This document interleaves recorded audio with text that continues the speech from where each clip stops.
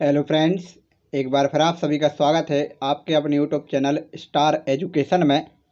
मैं लक्ष्मण सिंह लोधी आप सभी का स्वागत करता हूं। आपके लिए फिर से एक और वीडियो लेकर आया हूं। आज की वीडियो में हम क्लास 11th फिजिक्स के ऑल फार्मूले के बारे में डिस्कस करने वाले हैं। तो यह वीडियो आप सभी के लिए बहुत ही हेल्पफुल होने वाला है, क्योंकि एग्ज़ाम में 4 से 5 क्वेश्चन फार्मूले टाइप में ही पूछ लिए जाते हैं।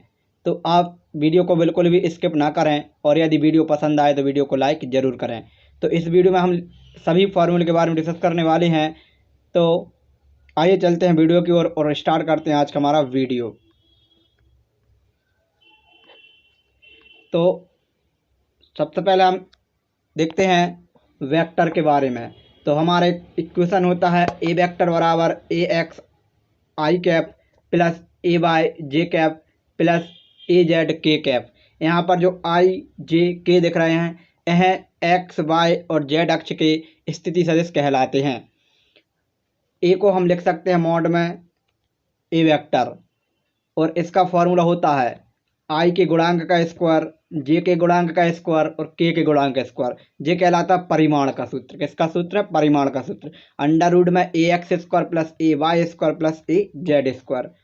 अब यदि ए वेक्टर डॉट बी वेक्टर, ए वेक्टर डॉट बी वेक्टर की बात की जाए तो यह कहलाता है सदिशों का अदिश गुणनफल, और इसके बराबर में होता है ए बी कॉस थीटा।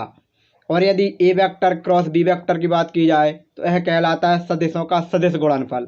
इस बिंदु को डॉट बोलते हैं और इसको क्रॉस बोलते हैं। डॉट रहता है तो कॉस आता है और क्रॉस रहता है तो साइन आता है। ठीक, तो ए बी साइन थीटा। अब इसके बाद नेक्स्ट है गति की। गति की में देखते हैं सबसे पहले औसत वेग। तो औसत वेग में क्या हो जाएगा? वी ए वी यानी एवरेज का वेक्टर इज इक्वल टू में डी आर वेक्टर बटे में डेल्टा आर वेक्टर बटे में डेल्टा टी, यानी विस्थापन में परिवर्तन बटे, या डायरेक्ट बोलते हैं विस्थापन परिवर्तन की दर। ठीक, वेग ताक्षणिक इज इक्वल टू में क्या होता है? डी आर वेक्टर बटे में डी टी।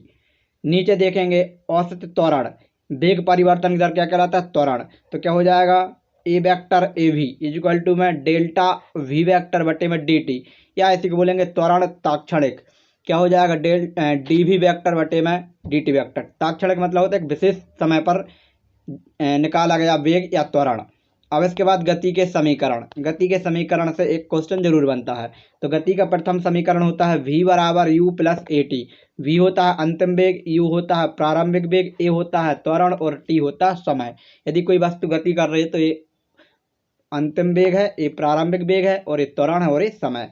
द्वितीय समीकरण है s बराबर U T plus half A T square. अब यहाँ पर जो s है वो है विस्थापन। ठीक, तृतीय समीकरण है v square minus u square is equal to में 2as। इसके बाद रिलेटिव वेलोसिटी।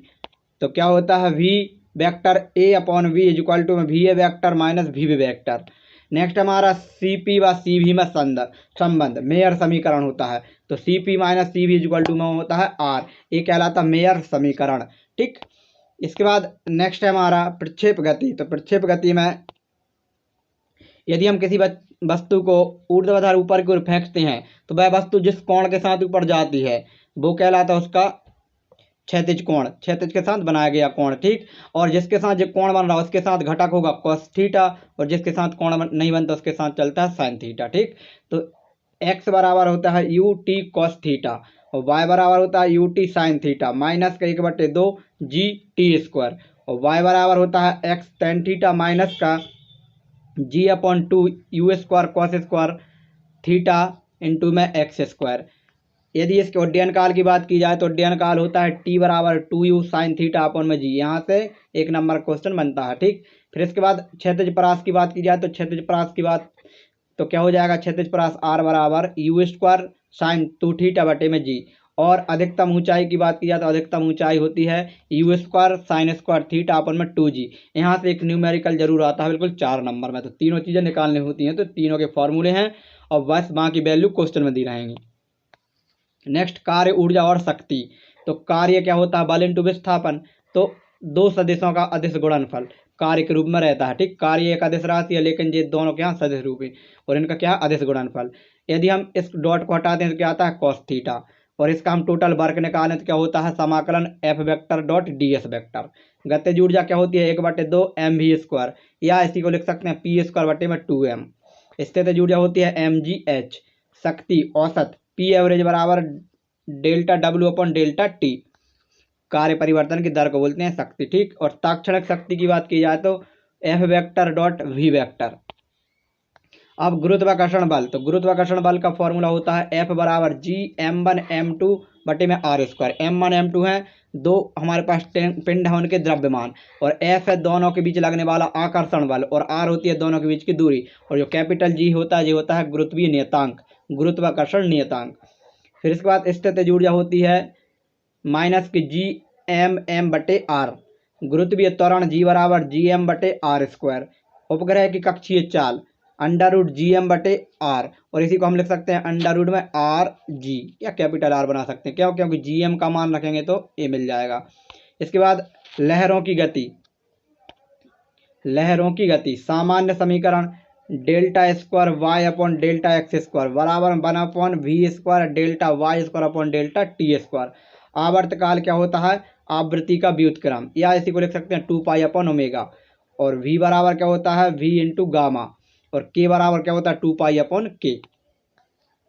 फिर इसके बाद नेक्स्ट हमारा विस्थापन समीकरण y बराबर a sin kx minus ω t, ऐसी को लिख सकते हैं y बराबर a sin ω t, ठीक। आदर्श गैस समीकरण होता है pv बराबर nRT। n होता है मोल की संख्या, और मोल की संख्या होती है 6.023 इंटू 10⁻23, ठीक। फिर इसके बाद वांडरवाल्स समीकरण, यहाँ तक क्वेश्चन जरूर बनता है। वांडरवाल्स समीकरण होता है p plus a upon v², second bracket में v minus b equal to में nRT। इसके बाद नेक्स्ट है मूल राशियां एवं उनके मात्रक। ये मोस्ट इंपॉर्टेंट क्वेश्चन है। तो ये राशि हैं, ये नाम है और ये प्रतीक। तो 7 मूल राशियां होती हैं और इनसे मिलकर सभी व्युत्पन्न राशियां बनती हैं। पहली लंबाई, लंबाई का नाम मीटर और इसका मात्रक जो प्रतीक हो जाएगा m। द्रव्यमान का किलोग्राम kg, समय का सेकंड s, विद्युत धारा का एम्पियर a, ऊष्मगतिकी का केल्विन, ताप का केल्विन k, पदार्थ की मात्रा मोल mol, ज्योति तीव्रता कैंडेला cd, औसत वेग